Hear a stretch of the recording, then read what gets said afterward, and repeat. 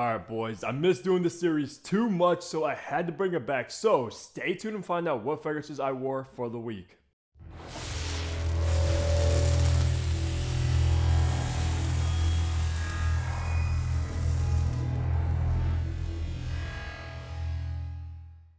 Yo, what's up guys? Hunter here and welcome back to the channel where I upload weekly fragrance content, so you know the drill. Hit the subscribe button down below so you don't miss any future videos, and be sure to follow me over on my Instagram page so you don't miss anything at all. But guys, the weekly fragrance rotation series is back. I believe it's been like 3 or 4 months since the last one I did, so I kind of took a break from it. And I know some of you guys have been asking for me to bring it back, so now here it is guys. But if this is the first time you are catching this series, we basically run down what fragrance I wore on the day, how many sprays, the kind of weather, and of course, if that particular fragrance got a compliment or not. So how about we get right into Sunday, because I pulled out some bangers. Sunday was in the mid 60s and cloudy outside, and also happened to be Easter, so I pulled out Gucci's Vanilla Frenzy. Now, this is one of my favorite vanilla discoveries as of lately, guys. This stuff is extremely high quality, but it is also pretty expensive. And the reason I pulled this out, because it actually does have this very spicy opening that's also aromatic with this carrot seed note. And of course,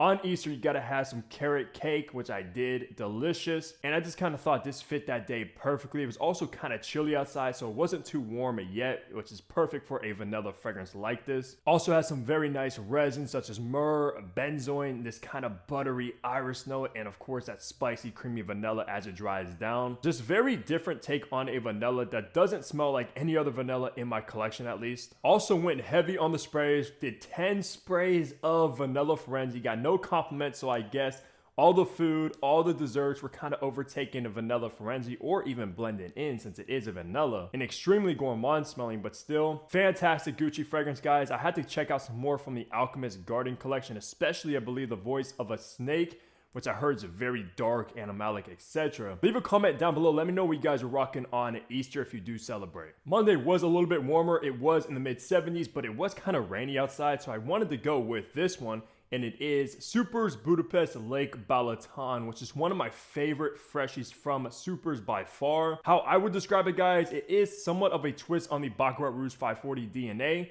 It has this added grapefruit note, so it's kind of like grapefruit Baccarat, and I think it works flawlessly because you still get that woody amberwood note, some spicy saffron, that fruity, fresh grapefruit note in the opening that's extremely dominant. And grapefruit is by far one of my favorite citrusy, fruity notes in any fragrance, guys. Obviously, if you know me, my signatures always usually have like grapefruit, ginger, etc. The grapefruit in here is extremely well done. On that day, don't recall doing much on Monday. Did 6 sprays of Lake Balaton. The performance is fantastic. Plus, these sprayers are equivalent to like 3 sprayers from a original kind of atomizer that isn't pressurized, because this shoots out a ton of juice. Also got no comments on that day with this particular one. But if you want to check out Super's, if you haven't already, go ahead, check them out. Use code HUNTER10.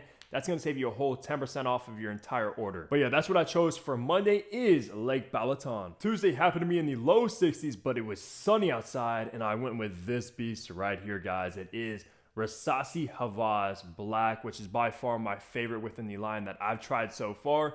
Much preferred over the original Havas, which is completely different in and of itself. But guys, I thought this would be kind of similar to like Aventus or Absolute Aventus, looking at the bottle being, of course, black, but no. This is very close to Nishane Hacivat, the OG, with even amped up oak moss, which is perfect for me, guys. I love the oak moss in Hacivat. This takes it a whole nother level. Very earthy oak moss in this particular one, with, of course, the bergamot, the fruity pineapple in the opening like you get in Hacivat. And sad to admit, I think I like this better than Hacivat, and I own Hacivat and Hacivat X down there below. I'm not sure if you can actually see it. And the people around me also love this one, because I did get 2 compliments, but I did actually go 12 sprays with Havas Black. And I know when I made that short on my scent of the day, if you guys keep up with those, people were calling me crazy that I did 12 sprays with this one. It's beast. It's a biohazard. I'm like, man, I don't care if I'm a walking biohazard, to be honest with you. As long as I'm smelling good, that's all that matters. But I do know you definitely do not need 12 sprays. It is kind of overkill with Havas Black by far. I know most of you guys are probably only spraying this like less than 5 times, but I do like to overspray my fragrances a little bit. That's kind of what I'm known for, of course. Plus, I have over 600 bottles. I'll have no chance to get through any of these, so I might as well get a nice full wearing from my bottles and enjoy them. Plus, to be honest with you, I'm not the kind of dude that cares what anybody thinks around me. But I did get 2 compliments from a coworker. The first kind of told me that I smelled very good. What am I wearing today? And it's funny too, because the other day, maybe like last week or so, she asked me what my fragrance was. I actually wrote it down for her, because she wanted to get it for her boyfriend, I believe. And on that day, she actually told me that she told her boyfriend to get the fragrance that I recommended or that she liked on me. And he got kind of mad, jealous, saying that she wants me to smell like her coworker, which is me, of course, which I could see if I wasn't obviously a fragrance influencer, that could maybe be a different story. But I want to be honest with you, since I wear so many different fragrances, I'm always going to smell like somebody's boyfriend, unless you're wearing maybe like Axe or something extremely cheap, and that's just the truth. I've had girls in the past tell me anytime they smell a fragrance on a guy, it instantly reminds them of me, which is probably the best compliment any guy can ever get. Then I had another coworker tell me that I smell good, and I don't really see her that often anymore. Don't really work around her or anything like that. And she's like, man, I always miss smelling you. You always smell so good being around you, etc. And then kind of said the people around her now stink, and it would be a delight if I were there to make everything smell better. So crazy compliments with Havas Black. Like I said in my short, this is almost like a steal your girl kind of scent, to be honest with you. And honestly, for the price, you really cannot beat this. Plus, it's probably my favorite color of juice ever. This stuff is extremely potent. Like I said, you do not need 12 sprays. But that's what I rocked for Tuesday, is Versace Havas Black. Wednesday was in the mid 70s and sunny as well outside, so it's kind of warming up, but it is a little bit bipolar, going back and forth, as you'll tell a little bit later on in the week. But I put out probably one of the sexiest designer releases of 2025. It is a Zaharoff Forever Wanted Elixir in this beautiful kind of gaudy gold bottle, which I did completely. By far the best looking one, and probably the best smelling one as well. This is straight up my alley, guys. Fruity, sexy, juicy raspberry in the opening that dries down to this rugged, earthy, kind of dirty leather note, man, and it just works perfectly. That note breakdown might remind you of something like Tom Ford's Tuscan Leather and even Tumi's 19 Degree, which is probably my favorite Tumi and my first private blend I ever bought, so of course I'm gonna dig this. But truthfully, compared to those two, this has the best raspberry opening I've ever smelled in my life. Of course, raspberry is, I believe, a synthetic molecule made up of like rose, but man, they absolutely nailed this one to smell like a perfect, juicy, fruity raspberry. Definitely one of the best designer releases so far in 2025, and it's been a great year for fragrance enthusiasts, and it's only been almost 5 months into the year, not even halfway through, and we've had some bangers. But I did go 10 sprays of Forever Wanted Elixir. This is an elixir concentration, so it's very potent. Like I said, you do not need 10 sprays, but I do like to overspray and be known and have my presence known, and people smell me around that. It don't have to be so close. That's just me, guys. You can do what you want as well. Also got no compliments with Forever Wanted Elixir. Wasn't really around that many people on that day, but this is a compliment magnet the past couple times I have worked, guys. So people love this one. I love this one. You cannot go wrong with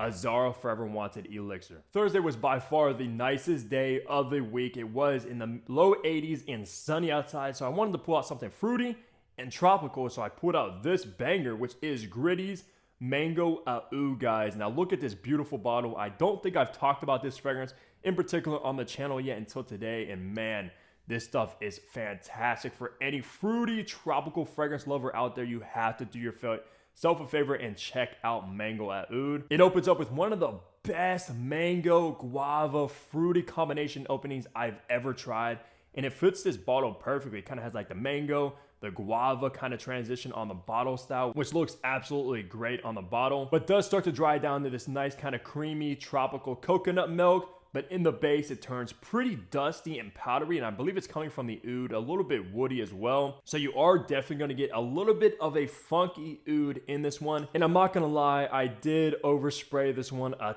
tad, guys. I went 12 sprays with Mango Oud, and I was not expecting it to be that oudy, to be honest with you, because when you smell it from the bottle, you don't really detect the oud. But man, I tell you, when you spray this on skin, the oud is extremely dominant, and it is on the funky side. So I was a little bit anxious on that day wearing 12 sprays of this one, especially in the 80-degree weather. But guys, I survived the day, got no complaints or anything like that, but also didn't get any compliments. This isn't really a huge compliment getter, to be honest with you, because it is a little bit on the daring, challenging side. Slightly, but it's without a doubt a oud fragrance that can be pulled off in the high heat summer days, which is very hard to pull off and unique. So check out Gritty's Mango Oud if you love fruity tropical fragrances and you love oud fragrances. Take those combined together and you get this. So that's what I had to wear on Thursday is Gritty's Mango Oud. Friday happened to be in the low 60s and rainy outside. So like I said, it's starting to cool down again, which I can't stand. I'm ready for the high heat, spring, summer days. So hopefully in the near future, it will be warmer. But guys, I had to pull out a dumb reach, which is just perfect. And it is Offnon Supremacy Collector's Edition. The ultimate superior supremacy in the line. I much prefer this over not only intense silver, etc. It still is in the same realm of being that kind of aventus inspired by fragrance, but just done in the highest quality possible, especially from Offnon. Get that pineapple, bergamot, juicy opening that does dry down to this musky kind of oak moss base as well. So it's kind of like a hybrid of hacivat, aventus, maybe even absolute aventus in there somewhere. Just smells very high quality, of course. Like I said, this is probably the highest quality supremacy in the line. On that day, I did rock 8 sprays of Supremacy Collector's Edition. I got a haircut on that day, so I wanted a little bit of a dumb reach, but as you see, I got that fresh haircut on the sides, got that fade going on. But this is just a fragrance you just pull out if you don't know what to wear. You just want to smell good, pretty much inoffensive for the most part, and a fragrance that doesn't necessarily break the bank is Supremacy Collector's Edition, hands down. And I know this was a little bit expensive when it first came out, but it definitely has come down in price on the discounters. But you could also even go over to Offnon's website, use code HUNTER15 if you wanted to, and you could save an additional 15% off of the Collector's Edition. But of course, that's what I wore for Friday is Offnon Supremacy Collector's Edition in this awesome bottle. Wrapping week off on it. Saturday was in the low 60s and cloudy outside, and I pulled out a brand new fragrance, just got it in, guys, and it is one of the most hyped new niche brands of 2025, which is House of Dasan. This particular one is Love Flame, and this honestly blew my mind the moment I sprayed this one on the test strip. When I first got it in, I was like, wow, I had to wear that immediately because this is a love at first sniff. It instantly kind of reminded me of that Dior Homme Intense, which I don't have a bottle of the Intense, but I have smelled it in the past. Instantly kind of got that same vibe. It goes in the same realm at least. Very waxy, powdery iris in here that's beautifully blended. And if you don't know, Richard Herpen is the perfumer behind Love Flame and the rest of the House of Dasan. He's also known for making Tom Ford's Oud Wood, which I would probably say is my favorite private blend, hands down. I love Oud Wood. But of course, you also get some aromatic lavender in here, some spicy, creamy, warm vanilla mixed together with the iris. A little bit of this earthy patchouli, some chocolate accords going on, very chocolatey actually. Just amazing and well worth the hype that House of Dasan is getting. They have so many bangers that I've tried, at least Game of Joy, Light Breeze, and of course Love Flame are absolute hits. If you don't know, I believe the owner of Maxx is also the owner of House of Dasan and has been working on this brand for a few years now, but finally just dropped in the last couple months. And if you want to check out this new hype niche brand, you can use code HUNTER15 on Maxx and save 15% off, which is awesome. And of course, I'll be reviewing this brand very, very soon on the channel. However, on the day, I did do 6 sprays of Love Flame, kind of just chilled, ran a few errands, went out with the girl, etc. I did get a compliment from my girl as well. When I first applied this one, she's like, wow, you smell sexy. What is that? So if you want to smell sexy, you want the ladies to think you smell sexy, Love Flame is a good option for that. But yeah, that's what I wore on Saturday is the House of Dasan's Love Flame. But that's going to do it for my weekly fragrance rotation. As always, guys, leave a comment down below what you guys were for the week, if you got any compliments, etc., because I know my community is always the best smelling community, the best follower, and you guys always wear such unique fragrances that even myself have never even heard of. So of course, we'll talk about that in the comments below, but besides that, leave a like, subscribe if you guys haven't already, and of course, I'll catch all of you back here in my next upload. Take care, everybody.